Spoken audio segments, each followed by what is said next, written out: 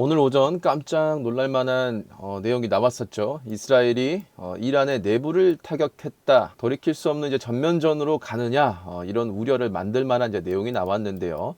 조금은 걱정을 내려놓으셔도 될 것 같습니다. 최악의 상황은 아니다라는 점을 좀 알면 좋을 것 같은데요.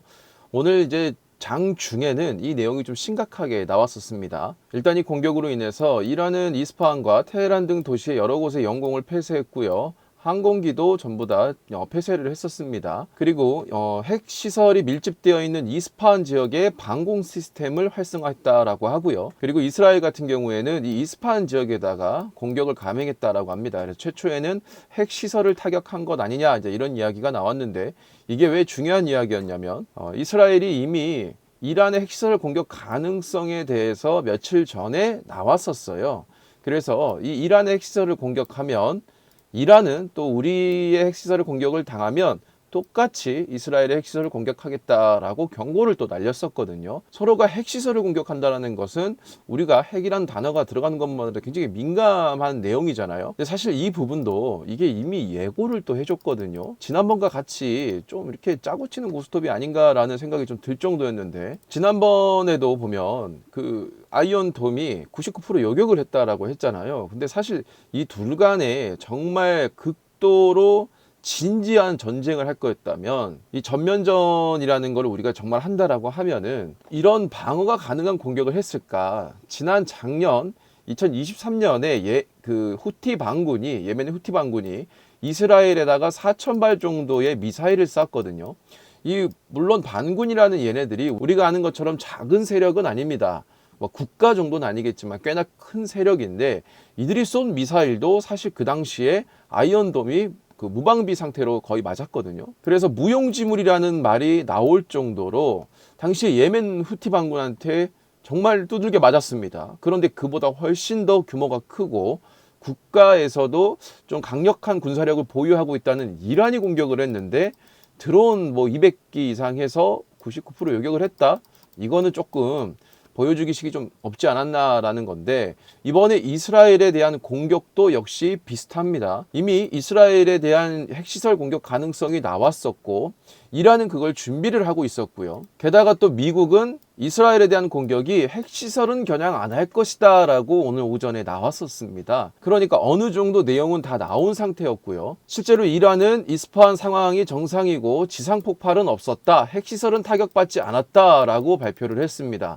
그러니까 실제로 주고는 받되 서로 명분은 같되 실질적인 피해를 크게 줄 만한 것들은 좀 피해서 아무래도 좀 이렇게 쇼맨십이 좀 있었던 내용이지 않을까라는 생각을 좀 해봅니다. 자, 그럼 왜 이런 쇼맨십이 좀 나오느냐? 이건 어디까지나 제 개인적인 생각인데요. 최근에 이스라엘의 네타냐후는 가자 지구를 공격하는 걸로 인해서 여론이 굉장히 악화가 됐고 이란 내에서 엄청난 시민들의 지금 현재 시위가 발생할 정도로 가자지구 공습한 거에 대한 부분이 문제가 됐습니다. 근데 이 가자지구를 공격하는데 6개월 이상 전쟁을 했음에도 불구하고 피해는 커지고 전쟁을 종결시키지 못하고 있습니다. 그래서 이럴 때 오히려 이란과의 이런 문제를 통해서 외부적인 어떤 외압, 그러니까 전쟁에 대한 리스크를 조금 통해서 우리가 강경하게 대응을 해야 된다라는 그런 여론이 혹시 필요하지 않았을까라는 좀 생각도 해보고요. 그리고 미국 같은 경우도 이번에 어떤 얘기가 나왔냐면 이란에 대한 재반격 포기 대가로 이스라엘의 라파 공격 수용을 허용해 준 것이다 라는 이야기가 나왔습니다. 물론 미국은 이 부분에 대해서 우린 그런 적이 없다라고 했고, 이 라파가 이스라엘 남부 지역입니다. 자, 하필 그런데 이 이야기가 나온 직후에 이스라엘이 이란에 대한 공격을 한 겁니다. 그러니까 타이밍이 참 공교롭죠. 미국이 뒤에 있었고 미국이 이 라파를 공격하는 것을 허용을 해줬는데 그 대가로 우리가 재반격은 포기했어 라는 기사가 나온 직후에 이스라엘이 여기에다가 공격을 한 겁니다. 그런데 또 중요 시설은 타격하지도 않고 큰 피해를 줄 수 있었음에도 불구하고 약간 보여주기식의 쇼를 했다. 이거는 서로 간에 좀 챙길 건 챙기는, 그러니까 이 네타냐후 입장에서는 미국을 좀 등에 업고 명분도 챙기고 그리고 여론에 대한 부분도 좀 희석시키기 위한 행동이 아니었나라는 생각이 듭니다. 자, 그렇다고 해서 이들의 전쟁이 지금 현재 좀 쇼맨십이 있다라고 해서 절대 우리가 긴장을 놓아서는 안 됩니다. 정치와 그리고 종교 이 두 가지 부분에 있어서는 우리들의 일반적인 상식이 통하지 않습니다. 그리고 경제학에 대한 상식, 그리고 어떤 지정학적에 대한 이론도 사실은 통하지가 않아요. 언제 어떤 변수가 발생할지 모르기 때문에 이 부분에 대해서는 우리가 지속적으로 모니터링을 해야 되고요. 자, 그리고 또 한 가지는 뭐냐면 주식시장이라는 것은 실제로 이 둘의 전면전이 발생하냐 하지 않느냐, 그게 중요한 게, 그 부분이 뭐 물론 중요하겠지만 그보다도 더 중요한 것은 그 가능성이 있냐, 이게 재료로 쓰이냐, 이 부분인 거겠죠. 그래서 여러분들한테 지속적으로 이 부분에 대한 모니터링을 해드렸던 것이고요. 오늘 오전에는 저희 멤버십에 계신 분들의 당연히 수익이 좀 잘 났습니다. 이와 관련된 업종들로 인해서 최근 며칠 사이에도 수익이 계속 잘 났고 오늘도 이제 수익이 잘 났는데요. 자, 여러분들이 생각하셔야 될 부분은 뭐냐면, 시장에서는 항상 대응을 해야 되거든요. 이러한 부분들을 간과하고 다른 부분들이 시장이 상승하는 것만 쫓다가는 오히려 뒤늦은 행동으로 인해서, 이 시장은 대응의 영역이라고 하잖아요. 이런 부분들의 에너지가 약화되지 않고, 비록 쇼맨십이라고 하더라도 이런 부분이 계속 발생한다는 것 자체가 시장에 어떤 움직임을 줄 수가 있기 때문에 여러분들도 투자를 하실 때는 꼭 이런 부분들을 참고하셔서 하면 좋을 것 같고요. 자, 그리고 북한이 최근에 남북을 잇는 동해선, 경의선에 있는 가로등을 철거했습니다. 이 부분은요, 사실 우리도 좀 긴장을 하고 봐야 되는데, 여기는 우리가 원래 1억 3,290만 달러 규모의 달러입니다.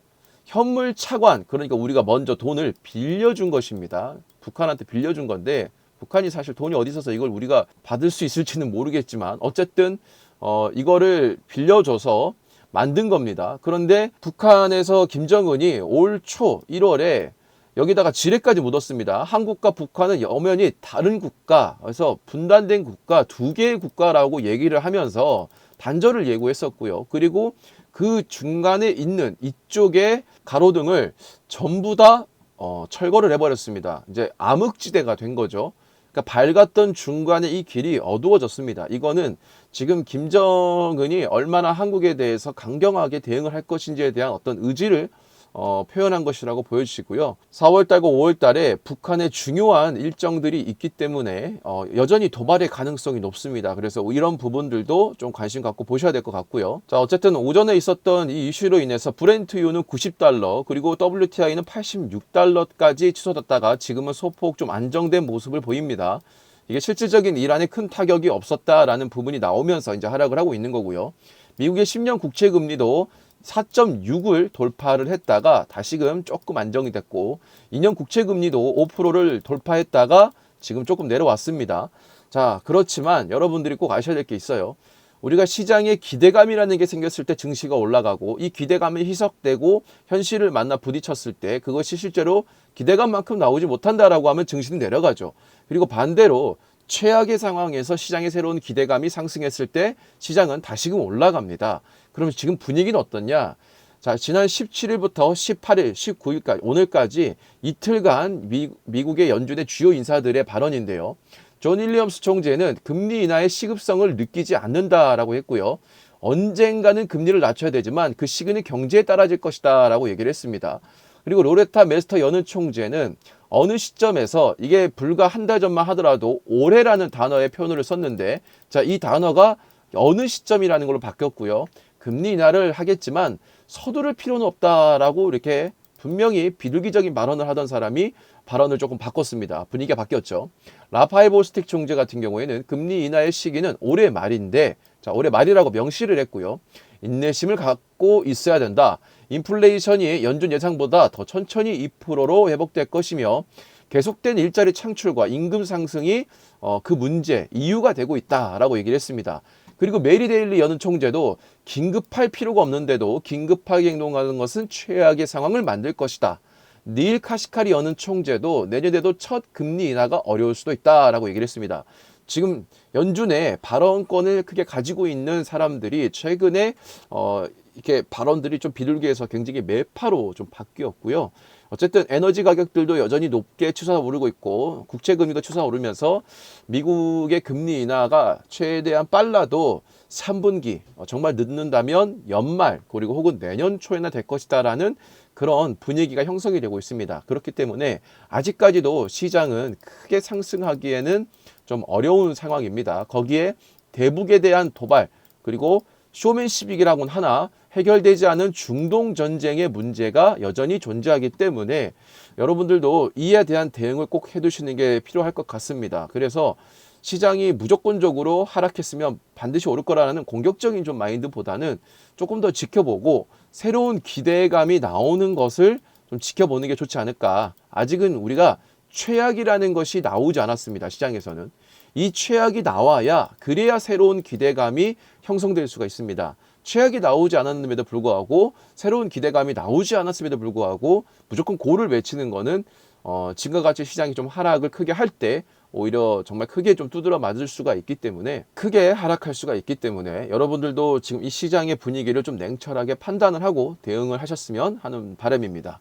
오늘 영상도 도움이 됐다면 여러분 좋아요, 구독, 알람 부탁드리고요. 다음 영상에서도 좋은 시황과 브리핑으로 인사드리도록 하겠습니다. 저희 멤버십은 특정 종목을 언제 사서 언제 팔라 이렇게 알려주는 것이 아니라 제가 시장에 대한 분석과 산업에 대한 분석, 차트 분석 그리고 여러 가지 기법 등을 통해서 여러분들이 스스로 투자를 해서 성공할 수 있게끔 키워주는 멤버십이다라고 생각하시면 될 것 같습니다. 매주 목요일 현재 라이브 방송 외에 제가 지속적인 브리핑과 산업에 대한 설명을 드리고 있으니까요. 함께 하시고 싶은 분들은 멤버십을 가입하시고요. 저희 멤버십 전용 카톡방에 들어오셔서 다양한 정보 받아가시고요. 소액인 멤버십의 비용 대비 분명히 훨씬 더 높은 이익을 얻을 수 있을 거라 제가 확신하고 있으니까요. 함께 어려운 시장 걸어가면 좋을 것 같습니다.